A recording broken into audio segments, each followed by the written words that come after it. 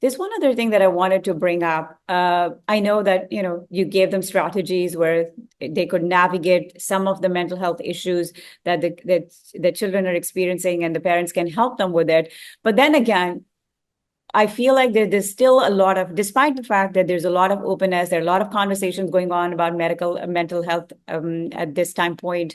We're becoming more and more accepting of it, but I feel like that there's still some stigma attached to it.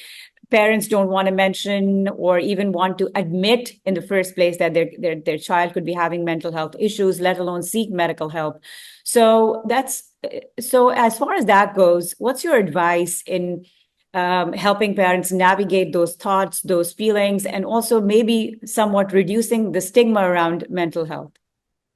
I think normalizing conversations about emotions, including mental health in school curriculum, and share stories of healing and hope within families and communities. I think that's one.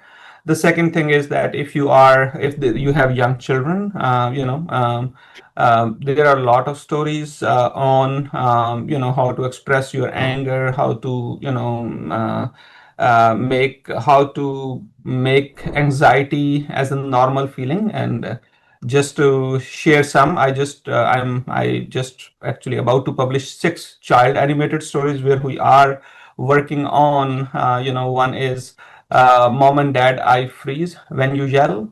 Mom gets scared too. And in one story, we are teaching raccoon some manners. So I think making these stories, especially for younger children, where they can learn, that feeling, and seeing the parents are talking about, let's say if a child feel anxious, how they bring this conversation to the parent. So I think that one thing, if I may share one brief story, during COVID time, so I have my daughter, she was 4 at that time.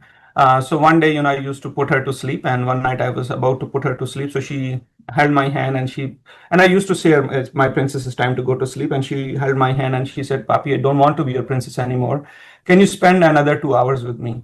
So, and that was, I sat with her, I asked her, what is about tonight? And she was able to share that she feels scared, she feels isolated because she's not going to daycare, preschool. And then I sat with her, I also feel that way, and it's pretty normal to feel that way. Tell me more about what are the other things that make you feel, isolated and anxious. And she was able to share me so much, and I was able to share, sometimes I feel that way. And one time she was asking that, I was very surprised that you also feel, that way as well. And at the end, the moral of the story that, I wrote, I don't want to be a princess, that the title of the story is, that at the end I shared with her, I cannot fix everything for you, but is it okay that you and me are good enough for each other? When you struggle, you come to me. When I struggle, I'm able to share with you as well. So I think having these conversations at home through storytelling, having this conversation in school, sometime even some of my patients, I encourage them, to have,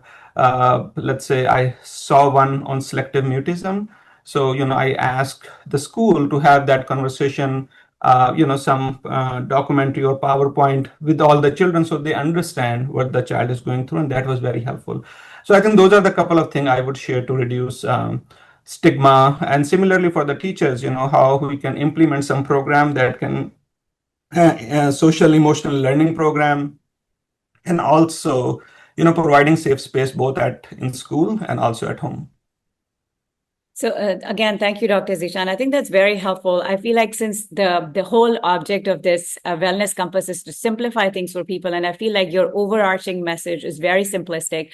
It says that, have conversations, talk to each other, listen to each other. Even if your child, like in your case, was 4 year old, and a lot of times we tend to ignore them. We're like, oh, this is just a child being a child, or just having a moment or a meltdown or a tantrum.